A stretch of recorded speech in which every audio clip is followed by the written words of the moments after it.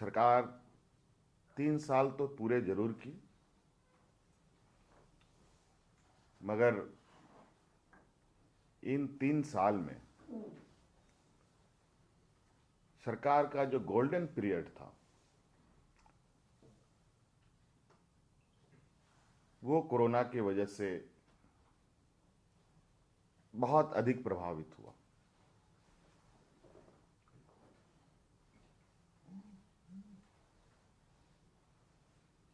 अगर वो भी वक्त हमारे साथ काम करने का अवसर देता तो शायद जो जितनी चीजें आप लोगों ने देखी उन सब में और भी चीजें जुड़ती हुई आपको नजर आती।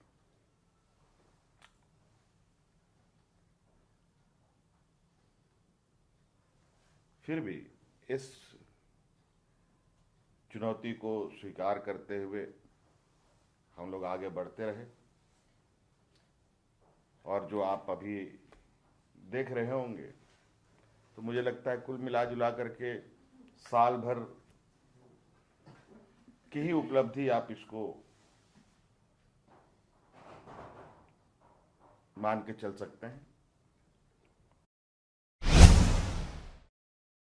फिर से अभी नए साल में कोरोना का फिर से दस्तक देना भी एक हमारे लिए बहुत चिंता का विषय है। इसके साथ साथ सुखाड़ की भी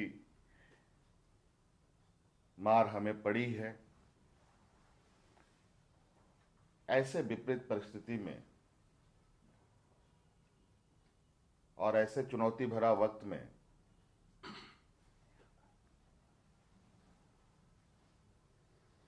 सरकार को बिल्कुल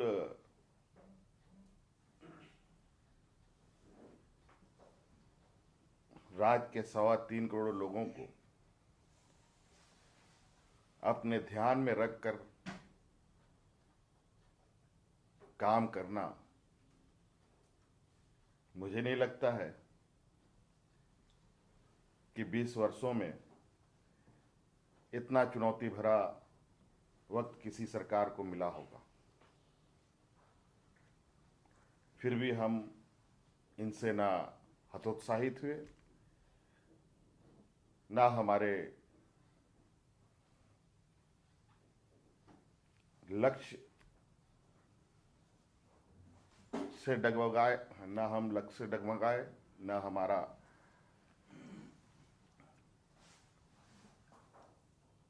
इस राज्य के प्रति लोगों को की गई वादों को हम लोगों ने भूला। एक एक कर हर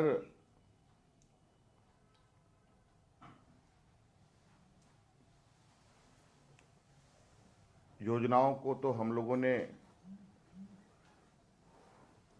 सफलतापूर्वक धरातल पर उतारने का हर प्रयास तो किया ही, लेकिन साथ साथ में जो राज्य अलग होने के बाद से आज तक जो राज्य के अंदर कई ऐसे सवाल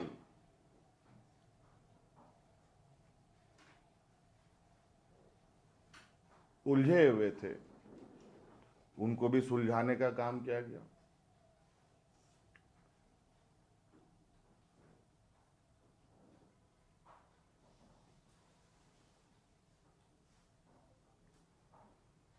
राज्य के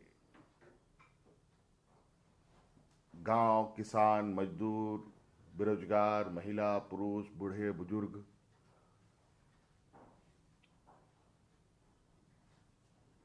को तो देखना सरकार का दायित्व है। उसके साथ साथ सरकार का यह भी दायित्व है कि सरकार के अंदर कार्य कर रहे कर्मचारियों का भी और व्यवस्था का भी ध्यान रखे।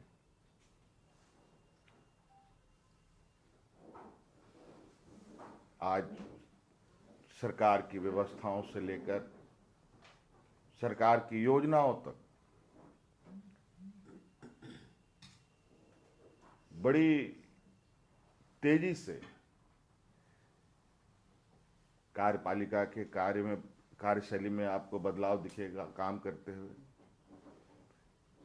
जो 20 सालों में पदाधिकारी ऑफिस में कमरे में बैठ के काम करते थे, गांव-गांव में लोगों की समस्या जुटाने में लगे हैं। तो एक नई कहा जाए कि 20 साल में मुझे लगता है कि पहली बार ये राज्य करवट ले रहा है। अचेत स्थिति से ये बाहर निकल रहा है और इसे हर संभव हमारा प्रयास है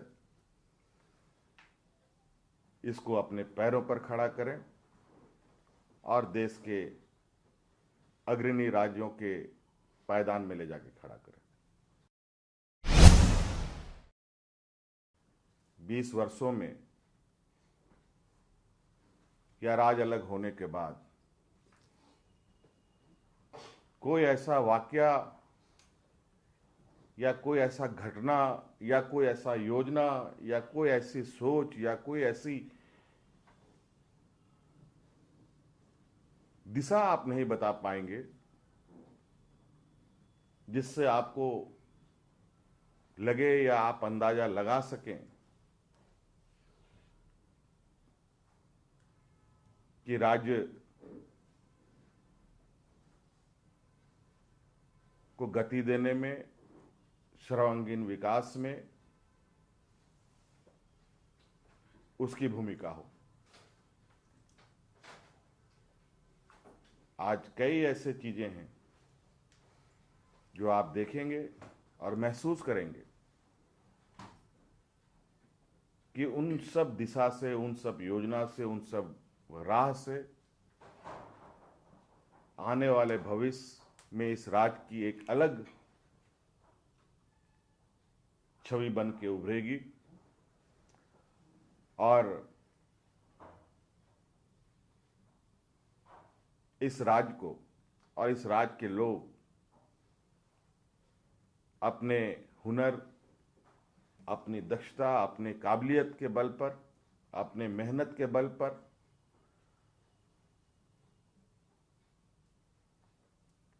आगे बढ़ेंगे और सरकार हर वो बेहतर रास्ते और हर वो बेहतर व्यवस्था उनको उपलब्ध कराने के लिए कटिबद्ध है, संकल्पित है, जिससे राज्य के युवा, किसान, मजदूर, नौजवान, व्यापारी, सब लोग को आगे बढ़ने का और काम करने का एक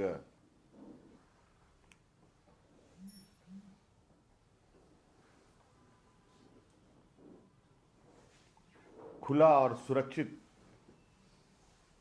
वातावरण को और रास्ते मिलेंगे। देखिए, मेरा विषय इस जो मेरी स्थानीय नीति और नियोजन नीति लाने का जो विषय सिर्फ छोटा सा था, बहुत बड़ा विषय नहीं था। ये मैं आपको दिखाना चाहता हूँ। ये 2016 का एक आप ही के साथियों का ये है। 2016 की एक नियुक्ति निकली थी शिक्षक बहाली की, पूर्व के सरकार ने, जिसमें सामान्य कोटे में लगभग 75% लोग बाहर से आ गए। यहाँ ST, SC, OBC, पिछड़ा सभी कवर्ड हैं अपने अपने सुरक्षा घेरे में। मात्र 40% के गैप में, जहां से सामान्य के रास्ते से चूंकि एक स्टेडियम में 10 दरवाजे हैं,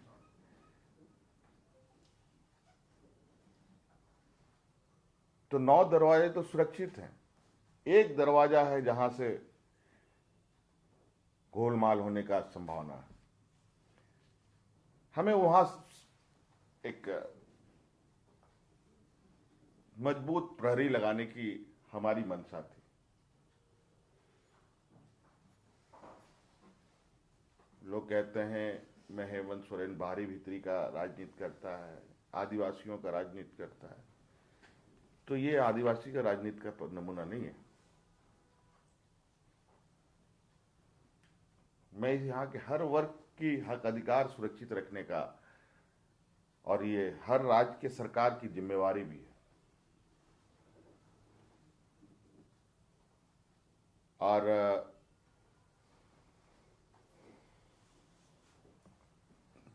मुझे लगता है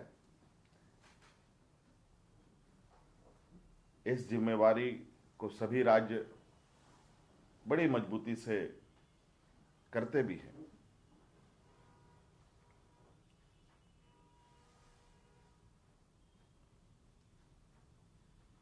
कैसे न्यायालय में इसको चुनौती दी गई, किन लोगों ने दिया,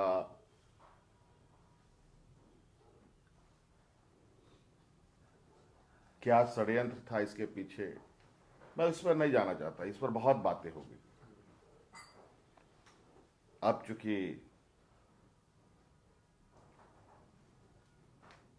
कोर्ट ने निरस्त कर दिया, उसका कानूनी आकलन भी हम करेंगे, लेकिन जो वर्तमान हालात है, चाहे वो राज्य में हो चाहे वो देश के अंदर हो, जो हमारे विपक्ष के लोग जो राजनीति करते हैं, जो युवाओं की बात करते हैं, नौजवानों की बात करते हैं,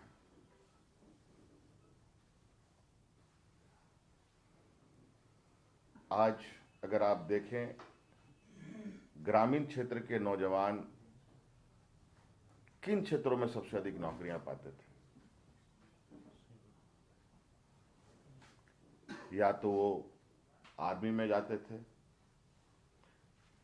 कोई पूंजीपति और संभ्रांत परिवार का लोग, बहुत गिना चुना लोग, वो भी अपग्रेड पोस्ट पे जाते थे।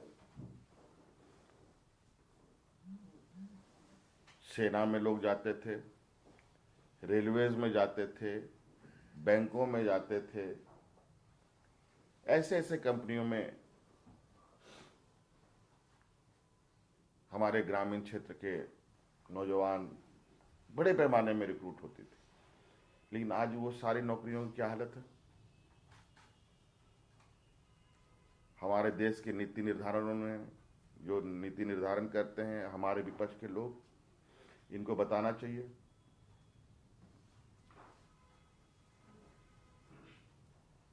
और उनके निर्णय से देश में क्या वातावरण पैदा हुआ, वो भी आप सब लोगों ने देखा। आखिर कब तक आप किसी को दबा के रख सकते हैं? एक्शन का रिएक्शन आज नहीं कल तो होगा। आज एक चपरासी की नियुक्ति में ग्रेजुएट पीएचडी होल्डर नौजवान फॉर्म भर रहा है। कितनी दुर्भाग्य की बात। और ये क्यों हो रहा है, क्या सोची समझी तरीके से ये कराए जा रहे हैं, ये समझ से परे। लेकिन हम उनके निर्णय का आकलन करेंगे जो कोर्ट ने किया है। लेकिन साथ साथ में हमारे जो नौजवान हैं उनकी भविष्य खराब ना हो, इसको लेकर के भी हमारी चिंताएं हैं और हमने उनको आश्वस्त भी किया है कि यह नियुक्ति होगी और कैसी होगी, कहां अब बिना स्थानीय नीति या बिना नियोजन नीति के साथ कम से कम या नहीं के बराबर बाहर से लोग आए, इसका क्या रास्ता होगा, इस पर हम लोग विचार करेंगे। बाकी तो जो आरक्षित कोटे के लोग हैं वो सुरक्षित हैं, उसके लिए आप नियोजन नीति लाएं ना लाएं उससे कोई फर्क नहीं पड़ता।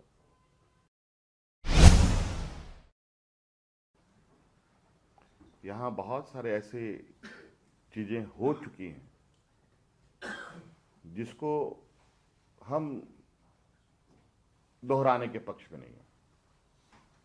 जैसे कि ये 75% अभ्यर्थी बाहर आ गए, अब आ गए, क्यों कोर्ट को यह भी निर्देश देना चाहिए कि इनको बाहर कर दो? क्यों नहीं कर रहे? आखिर आप कई उदाहरण देखे होंगे, कई राज्य के, जैसे बिहार के लोग महाराष्ट्र जाते हैं तो वहां पीटे जाते हैं, झारखंड के लोग दूसरे राज्यों में जाते हैं तो वहां पीटे जाते हैं, वहां के लोग कहीं और जाते हैं तो वहां पीटे जाते हैं। कुछ चीजों के हक अधिकार कुछ जगह की एक वाजिब मांग है जहां पर वहां के स्थानीय वहां के मूल निवासियों को ही उसको होना चाहिए। ये एक लेमैन कंसेप्ट, एक आम धारणा बनी होनी चाहिए।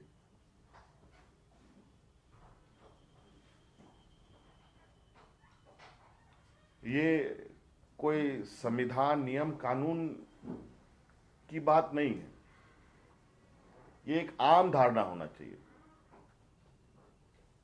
कि भाई ये इन्हीं लोगों को जाना चाहिए। देखिए, मनुष्य जो है वो विचरण करने वाला जीव है, चलता रहेगा। भगवान ने इसलिए दो पैर दिया है, कोई आपको रोकता भी नहीं है किसी राज्य में आने जाने से।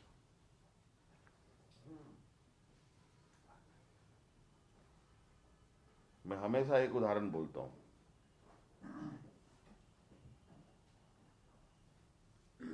दो भाइयों में बंटवारा उसके पिता कर देते हैं 4 कमरे का, 2 कमरा तुम्हारा, 2 कमरा तुम्हारा,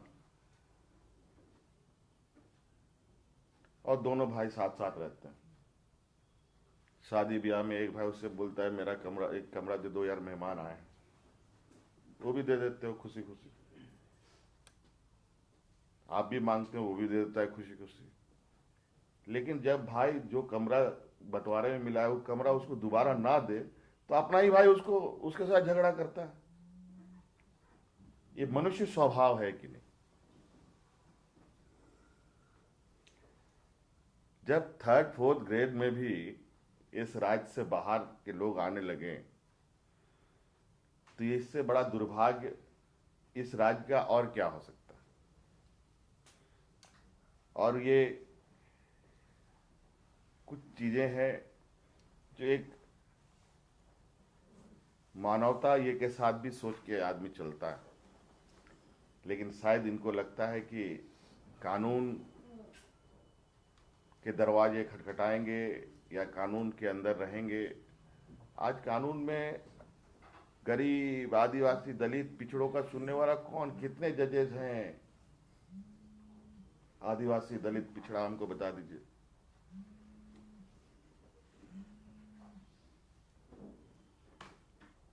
और ये भी बता दीजिए कि जेल में कितना आदिवासी, दलित, पिछड़ा है।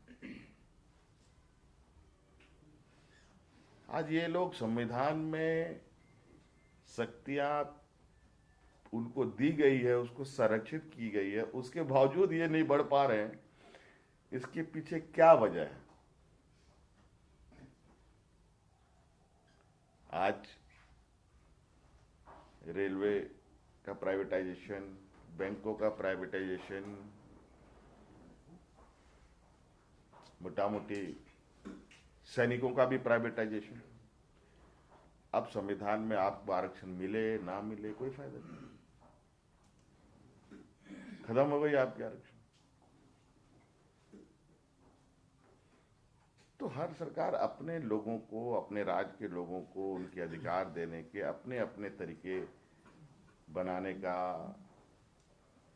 प्रयास करती है, और यही वजह है अगर ये हमारा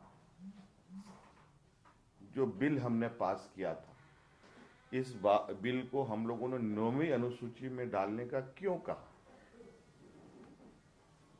वो इसीलिए कि ऐसे खुराफात लोग फिर कोर्ट में जाकर के इसको चुनौती ना दे पाए, इस पर और सुरक्षा कवच हम लगा पाए। इसके लिए हम लोगों ने प्रयास किया था। क्योंकि ये लोग तो बौद्धिक मारक क्षमता में बहुत आगे हैं, तो चलते हैं उस तरीके से। ऐसा है, अब जीएसटी हो गया बंद और राज्य को 5,000 करोड़ रुपए का सालाना नुकसान। आप बताइए सहयोग है कि नुकसान है?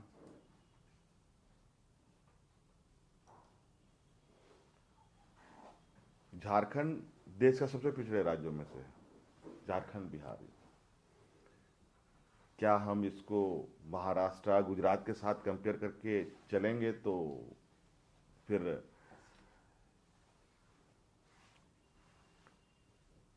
तो ये बहुत बड़ा बेईमानी होगी। हमने तो कहा है कि इस जीएसटी का जो 5 साल का ये पीरियड था, इसको और 5 साल के लिए बढ़ाया जाए। तो पहला ही झटका नुकसान वाला है। कई चीजें हैं,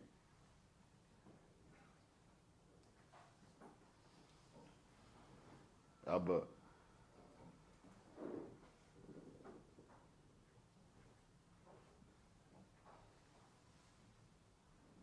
बिजली का बकाया सिर्फ झारखंड प्रदेश का ही है क्या? जरा आप लोग भी खोल के देख लें, कौन कौन राज्यों का बिजली का बकाया कितना कितना है। उनके बिजली क्यों नहीं कटते, हमारी भी बिजली क्यों कट जाती है?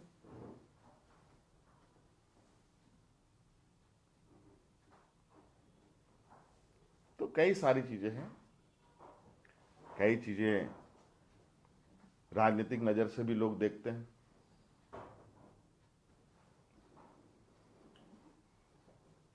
लेकिन हमारा बिल्कुल नजरिया इस राज्य के या इस पूरे पिछड़े राज्य के प्रति संकल्पित होकर काम करना है। और हर मुसीबत हो, चुनौती हो, उस चुनौती के साथ जैसे जैसे चुनौती आएंगी वैसे वैसे हमारी रणनीति भी बनेगी। और हम को नहीं लगता कि उस चुनौती को पार करने में राज्य में कोई क्षमता की कमी हो।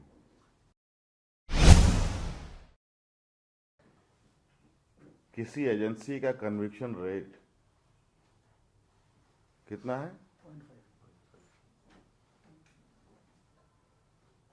0.5%। और देश में सबसे अधिक सक्रिय हो, और वो भी विपक्षों के ऊपर।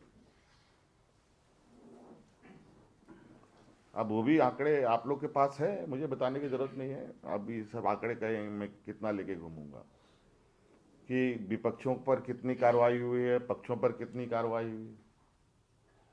तो ये ऐसा नहीं लगता कि आपको क्या लगता है ये बात आप हमसे सुनना चाहते हैं? हमसे क्यों सुनना चाहते हैं? आज तो कुछ चीजें बोलने की जरूरत नहीं है, खुद ही दिखता है, वो स्पष्ट रूप से चीजें लोगों को दिखता है। इसमें कहीं बोलने और चर्चा करने की, हाँ ये बात जरूर है कि सबको लगता है कि वो ऑस्ट्रिच जैसा होता है ना, शुतुरमुर्ग मूड़ी झुका लेता है तो लगता है कि पूरा सर छुप गया, तो ऐसा हो नहीं सकता। कई चीजें देश में आई, कई नीतियां बनी, कई एजेंसियां बनी, कई चीजें आई गई, और क्या फलाफल यहाँ जहाँ अरबों खरबों का घोटाला हो रहा है, बड़े बड़े बैंकों का 10,000 करोड़ 50,000 करोड़ लेकर के लोग विदेश चंपत हो जा रहे हैं, वहां तो कुछ अता पता नहीं वो पैसे आएंगे कब आएंगे, भगवान जाने। 15 लाख करोड़ रुपए कब आएंगे, और यहाँ चवन्नी अठन्नी ढूंढने में लोग लगे हुए हैं। आज पता कर लीजिए, हमारे राज्य की अगर गतिविधि को देखें, मुझे लगता नहीं है कि 100-200 छापे से कम पड़े हों। पता नहीं, मुझे याद नहीं है क्या मिला, जरा बताइए इनको। कितने करोड़ों रुपया इन लोगों ने एकत्रित किया।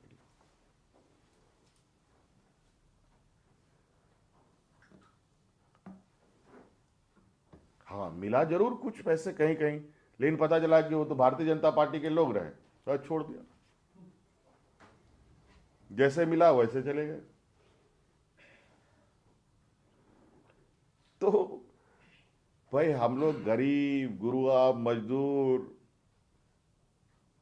बेसहारा लोगों का प्रतिनिधित्व करते हैं, व्यापारियों का प्रतिनिधित्व नहीं करते।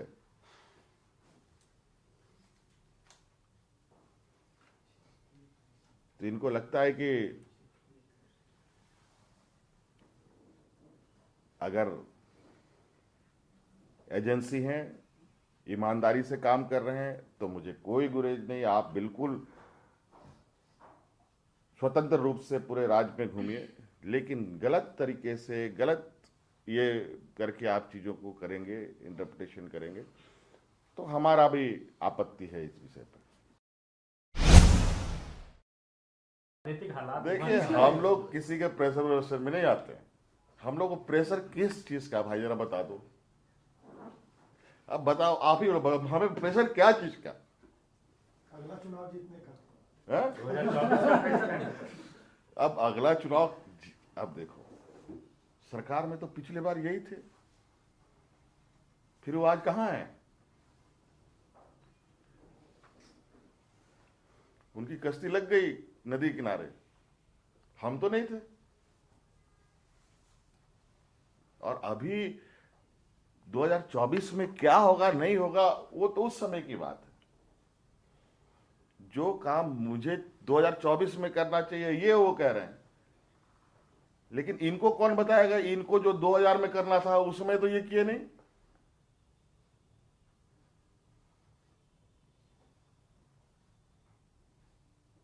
हम आज कर रहे हैं या कल कर रहे हैं, मेरी 5 साल की सरकार होती है बॉस, 5 दिन की नहीं। लेकिन दुर्भाग्य से बात यह है कि इनको हर दिन लगता है 5 दिन की सरकार। सुबह उठते हैं तो इनको लगता है कि सरकार गिरी पड़ी है और हम नाच रहे हैं ढोल नगाड़ों के साथ, बस यही सपना देखते हैं। कहां कहां से कौन कौन खबरें चलता है, समझ। अब तो हम लोगों ने खबरों को भी बंद कर दिया पढ़ना। ऐसे ऐसे लोगों की सगुपे पढ़ने से अच्छा है कि चाचा चौधरी की कॉमिक्स लेके बैठ जाए और उसको पढ़ के थोड़ा आनंदित हो। मतलब बीजेपी के कि देश के इतिहास में आदिवासियों की एक बहुत बड़ी भूमिका है। तो सभी राज्य में कई जगह देखिए आप, पंजाब रेजिमेंट हैं और बिहार रेजिमेंट हैं, बहुत अलग अलग ये है। तो मुझे लगता है कि आज इस समाज का भी जो इतिहास है, वो इतिहास और मजबूती के साथ इन समाज को सम्मान मिले, इसके लिए हमने कहा कि बिहार आदिवासी रेजिमेंट देश में होना चाहिए, क्योंकि आदिवासियों की जो पहचान है वो काफ़ी संघर्षशील और संघर्षरत रहा है, तो ये इस क्षेत्र में तो काफ़ी बेहतर अपना हुनर दिखा पाएंगे। मालूम होगा कि बूढ़ा पहाड़ के लिए हम लोगों ने कितनी माइक्रो लेवल में होमवर्क किया। आपको याद होगा कि मैं लोधफोल गया था बहुत पहले नेतरहाट अपने परिवार से, और वहीं पर है बूढ़ा पहाड़, और हमने वहां से ही उस दिन से ही ये मैंने सोचा था कि नहीं, उस पहाड़ को फिर से हरा भरा करना है। आपको मालूम है वहां पर 20-20 साल के बाद पहली बार 20 सालों के बाद लोग जाकर के अपनी दुकानें खोल रहे हैं, 20 वर्षों के बाद।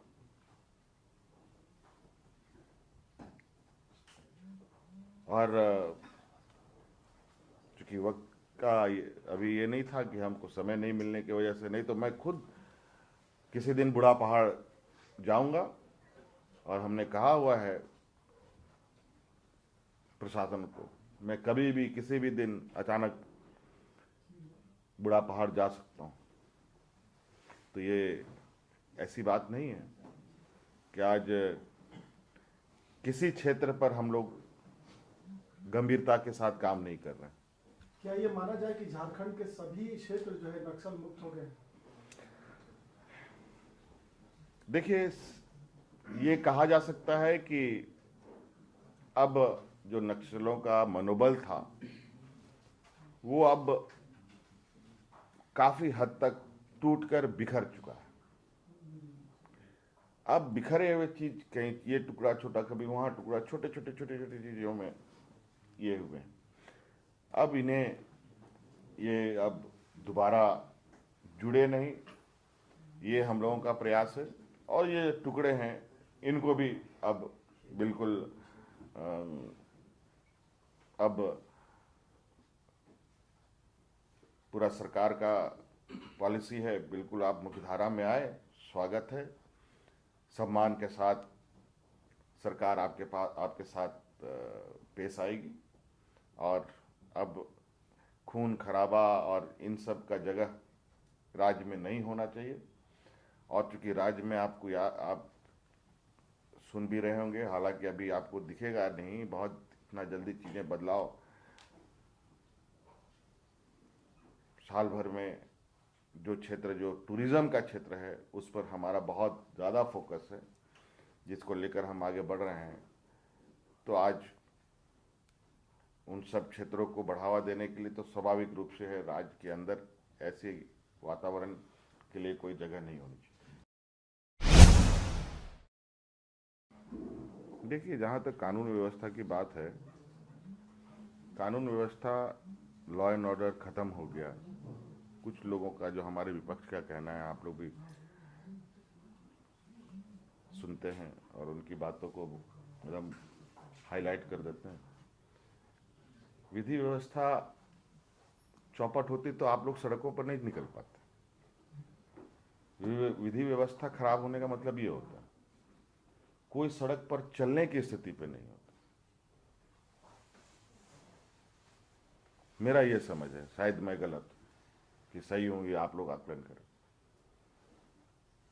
क्या ऐसा कोई वातावरण कहीं जिले में या राज्य में है, कहीं किसी प्रखंड पंचायत में? तो आप हमें बताएं, संज्ञान में लेता हूं, मैं जरूर उस पर कार्रवाई करूं।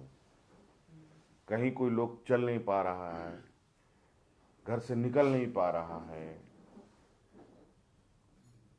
ऐसा कोई जगह हो राज्य में, तो आप हमें जरूर संज्ञान में दें, हम उस पर कार्रवाई करेंगे।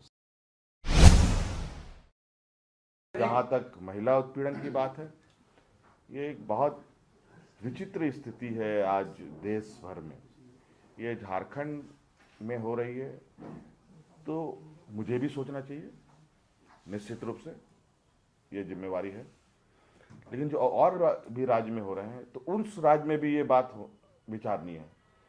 और ये ऐसे मिलते मिलते मुझे लगता है ये देश का विचार आज बन चुका है। और जिस तरीके से घटनाएं, महिला उत्पीड़न नया नहीं है, महिला उत्पीड़न कई वर्षों से चलता आया है। और झारखंड में तो कई चीज़ों को लेके, कई कारणों को लेके ये कुछ ज़्यादा भी रहा, लेकिन वर्तमान में जो उत्पीड़न का जो जो चेहरा है वो बदला हुआ है। ये बहुत घृणात्मक उत्पीड़न कहा जा सकता है, वो हो रहा है।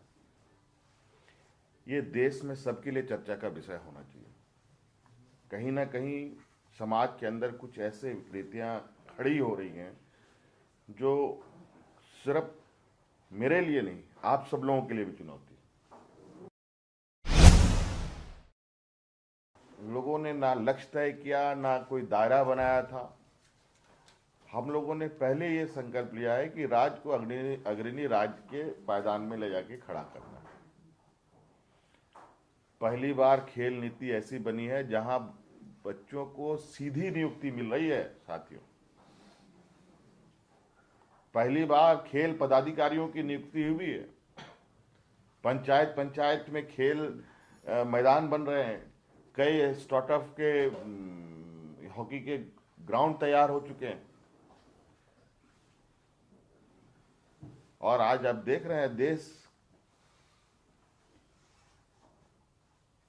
के टीम में कैप्टन की भूमिका इस राज्य के बच्चे बच्चियां कर रही हैं। गुमनाम जिंदगी जीने वाले बच्चे अब एकदम खूबसूरत फूल की तरह खिलकर बाहर अब दिखाई देने लगे। सरकार हर प्रयास, जहां सरकार की नजर जाती है, अगर छूट भी जाए तो भी, कहीं से कोई खबर आती है तो भी सरकार उसको संज्ञान लेकर के आगे बढ़ाने का काम करती है। आज 100 साल से यहां कोयला, लोहा, खनिज संपदा पर बहुत काम हुआ, लेकिन उससे किसको क्या लाभ मिला ये आप लोग बता सकते हैं। लेकिन यहाँ के मूलवासी, यहाँ के आदिवासी को तो विस्थापन के अलावा कुछ नहीं मिला। मेरा ये नक्सल का मेरा ये मानना है। तो हमने आज इस कोयला, लोहा, वो अपने जगह जो 100 साल से चला आ रहा है, उसी परंपरा पर वो आगे बढ़ रहा है। हम उससे इतर कई, हमारे पर्यटन का क्षेत्र है, हमारा खेल का क्षेत्र है, हमारा एग्रीकल्चर का क्षेत्र है, हमारा जो यहाँ के लोग जिस काम को करने में क्षमता रखते हैं उसको हमने फोकस किया। आज हम ग्रामीण अर्थव्यवस्था को हर हाल में अपने पैरों पर खड़ा करने का हम प्रयास कर रहे हैं। और हमारा मानना है कि ग्रामीण क्षेत्र अगर मजबूत होगा तभी ये राज्य मजबूत होगा।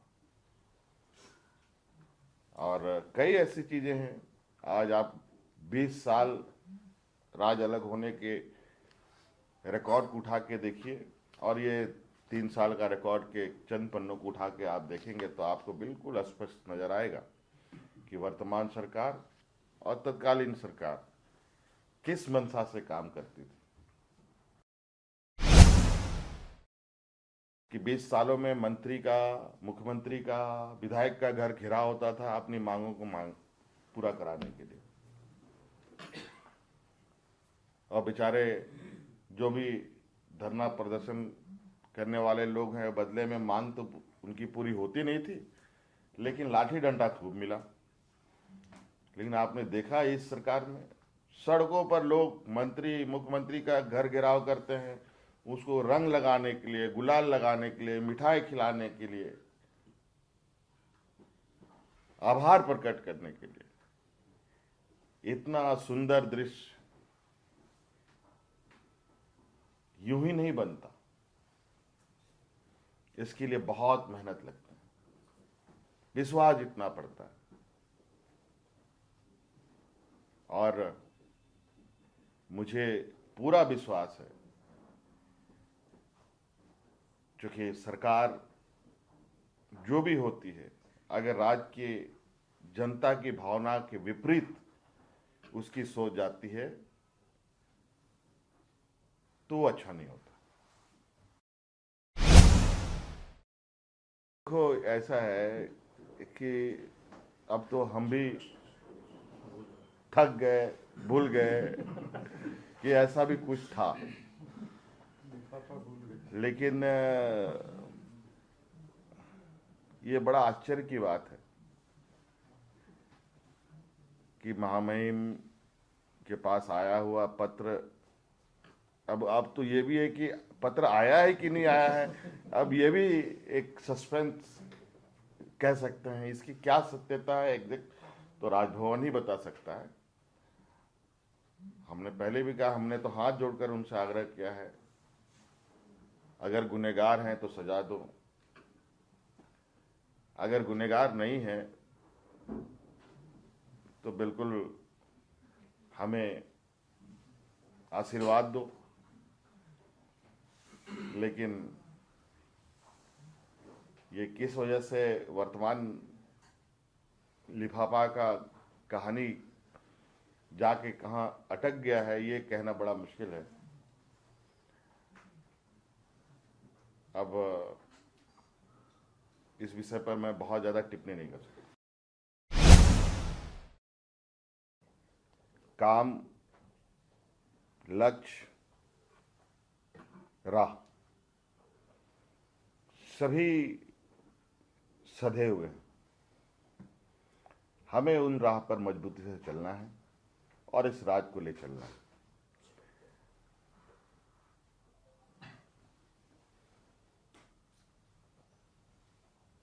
अब तो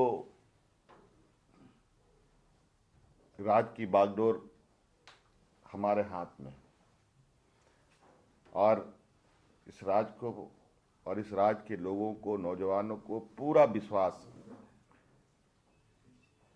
कि कहीं ना कहीं ये आंदोलनकारी का बेटा इस राज के प्रति अपनी कर्तव्यों का निर्वहन ईमानदारी से करेगा। और मैं बिल्कुल इस बात को संकल्प लेकर के चलता हूं कि ये राज जितनी तकलीफ और जितना पीड़ा के साथ अपने जीवन काल को बिताया है, उस पीड़ा, उस तकलीफ को इस राज्य की जनता के साथ मिलकर खत्म करने का और उसे समाप्त करने का काम किया जाएगा। और जो हमारे राज के वीर शहीद